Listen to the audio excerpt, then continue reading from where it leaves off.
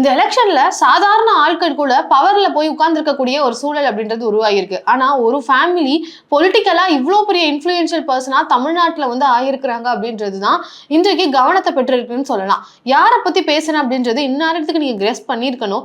தாவேகா கட்சியில வந்து முக்கிய பொறுப்பு வகிக்கக்கூடிய ஆதவ அர்ஜுனா அவர்களை பத்தி தான். ஆதவ அர்ஜுனாவினுடைய குடும்பத்தினர் எல்லாருமே வந்து ஒரு இன்ஃப்ளூயன்ஷியல் பர்சனா மாறிட்டு இருக்காங்க. ஏற்கனவே எக்கனாமிக்கலா வெல் டு டூவா இருக்கிற இவங்க இப்போ இன்ஃப்ளூயன்ஷியலா பொலிட்டிக்கல்லையும் வந்து பெரிய ஆட்களா மாறிட்டு இருக்காங்க. குறிப்பா பாத்தீங்கன்னா ஆதவ அர்ஜுனா அவர்கள் இன்றைக்கு தாவேகா கட்சியினுடைய ஒரு முக்கியமான அங்கமாக இருந்து தமிழ்நாட்டில் இப்போ தாவேகாவோட கவர்மெண்ட் ஃபார்ம் ஆயிருக்கு. அந்த கவர்மெண்ட்லயும் முக்கியமான ரோல் பிளே பண்றாரு. ஒரு மினிஸ்டரா இப்போ வந்து பதவி ஏற்றிருக்கிறாரு. என்ன துறை அப்படின்றது இன்னும் சில நாட்கள்ல அறிவிக்கப்படும் அப்படின்றது எதிர்பார்க்கப்பட்டு இருக்கு. விளையாட்டுத்துறை, இளைஞர்கள் நலன் மற்றும் விளையாட்டுத்துறை தான் வந்து ஆதவ அர்ஜுனாவுக்கு போக போறதாகவும் தகவல்கள் வந்து கொண்டிருக்கு. இந்த நிலையில லீமா ரோஸ் மார்டின் அவர்களை பொறுத்த வரைக்கும் அதிமுகவில் ஒரு முக்கியமான அங்கம் வகிக்கிறாங்க.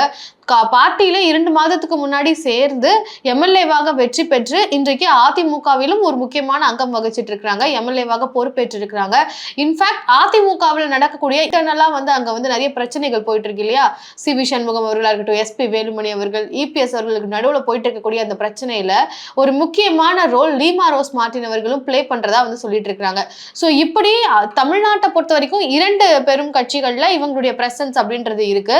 இது மட்டும் இல்லாம புதுச்சேரியிலையும் வந்து ஜோஸ் சார்லஸ் மார்டின் வந்து மினிஸ்டராக ஆகணும் அப்படின்றதுல ரொம்ப கீனா, ரொம்பவே மும்மரமா ட்ரை பண்ணிட்டு இருக்கிறாரா.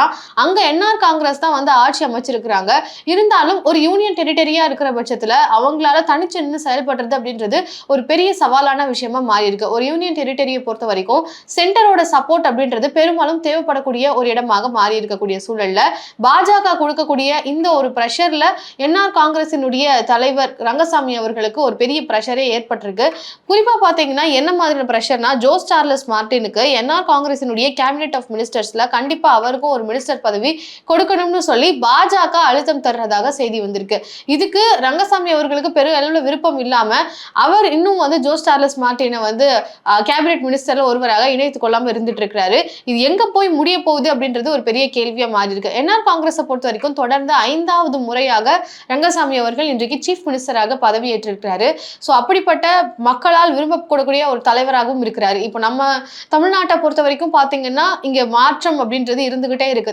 அதிமுக, திமுக, திமுக, அதிமுகன்னு இருந்துட்டதுல இப்போ தாவேகா அப்படின்ற ஒரு புதிய கட்சியும் வந்திருக்கு. தொடர்ந்து வந்ததுலேயே அதிமுக மட்டும்தான் 10 ஆண்டுகள் அப்படின்ற மாதிரி ஆட்சியை செஞ்சிருக்கிறாங்க. மற்றபடி திமுக, அதிமுக அப்படின்னு மாத்தி தான் மக்கள் வந்து வாக்கு செலுத்திருக்கிறாங்க. ஆனா புதுச்சேரியை பொறுத்த வரைக்கும் என்ஆர் காங்கிரஸ் ரங்கசாமி அவர்களை பொறுத்த வரைக்கும் பெரிய அளவுக்கு மக்கள் மத்தியில ஒரு நம்பிக்கையை பெற்று வச்சிருக்கிறாரு அப்படின்றது மட்டும் தெரியுது.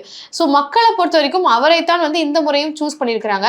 அவருக்கு பெரிய அளவுல பாஜக அழுத்தம் தரக்கூடிய, பாஜக அறிவுறுத்தக்கூடிய ஆட்களை மினிஸ்டர்ஸ்ல இன்க்ளூட் பண்றதுக்கு விருப்பம் இல்லை அப்படின்றதும் தகவலாக கிடைச்சிருக்கு. மே 13 அன்றைக்கு என் ரங்கசாமி அவர்கள் வந்து பதவி ஏற்றாங்க. கூடவே 2 அமைச்சர்களும் வந்து பதவி ஏற்றிருந்தாங்க. இங்க 8 அமைச்சர்கள் கிட்டத்தட்ட தாவேகாவினுடைய கவர்மெண்ட்ல இருந்து பதவி ஏற்றிருந்தாங்க கவர்னருடைய முன்னிலையில. அதே மாதிரி அங்க புதுச்சேரியில 2 மினிஸ்டர்ஸ் அவங்களுடைய ஓத் எடுத்திருக்கிறாங்க. அது யாரெல்லாம் அப்படின்னு பாத்தீங்கன்னா நமசிவாயம் பிஜேபியில இருக்கிறவர், அதே மாதிரி இன்னொருத்தர் மலடி கிருஷ்ணன் ராவ் என்ஆர் காங்கிரஸை சேர்ந்தவரும் மினிஸ்டரா வந்து அவங்களுடைய ஓத் எடுத்திருக்கிறாங்க.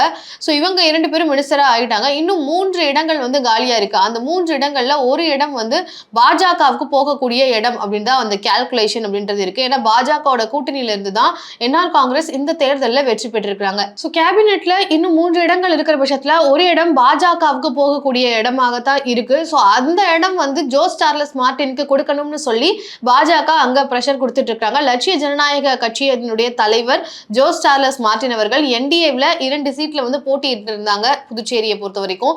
ஸோ அதன் அடிப்படையில் இன்றைக்கு அவருக்கும் கொடுக்கணும்னு சொல்லி பாஜக என்ஆர் காங்கிரஸ் தலைவர் ரங்கசாமி அவர்களுக்கு ஒரு அழுத்தம் தந்து கொண்டிருக்கிறாங்க.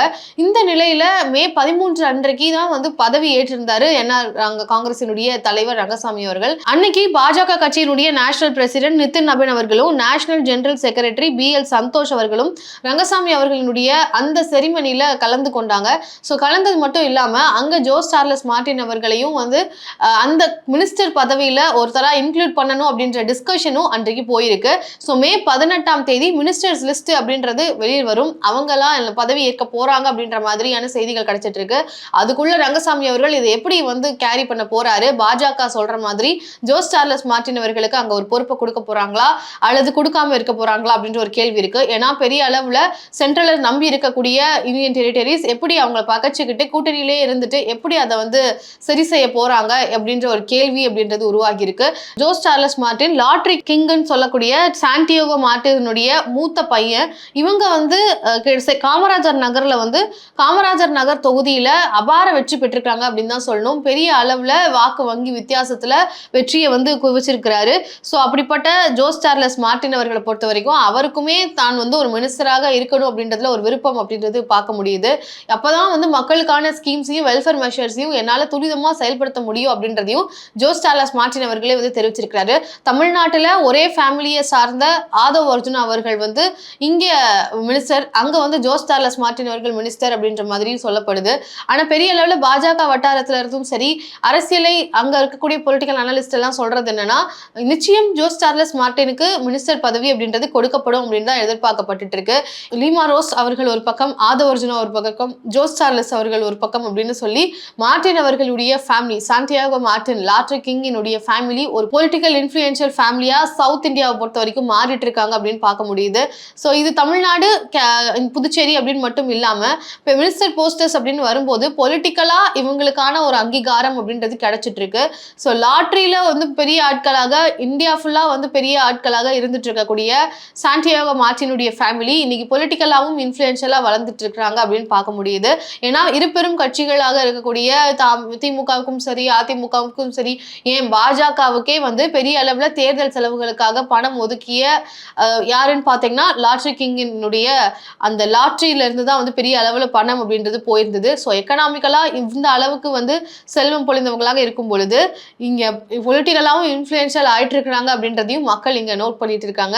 ஸோ ஜோஸ் சார்லஸ் மார்டினுடைய அரசியல் அப்படின்றது எப்படி போகுது, என்ஆர் காங்கிரசினுடைய தலைவர் ரங்கசாமி அவர்கள் இவரை எந்த முறையில பார்க்க போறாரு, எப்படி இவங்களை ஏத்துக்க போறாங்க அப்படின்றத பொறுத்து இருந்து பார்க்கலாம். ஸோ இந்த ஒரு விஷயத்தை குறித்து ஆதவ் அர்ஜுனா அவர்களுடைய ஃபேமிலியினுடைய இன்ஃப்ளூயன்ஷியலான பொலிட்டிக்கல் டெவலப்மெண்ட் குறித்து உங்க பார்வை கமெண்ட்ல பதிவு பண்ணுங்க. நன்றி.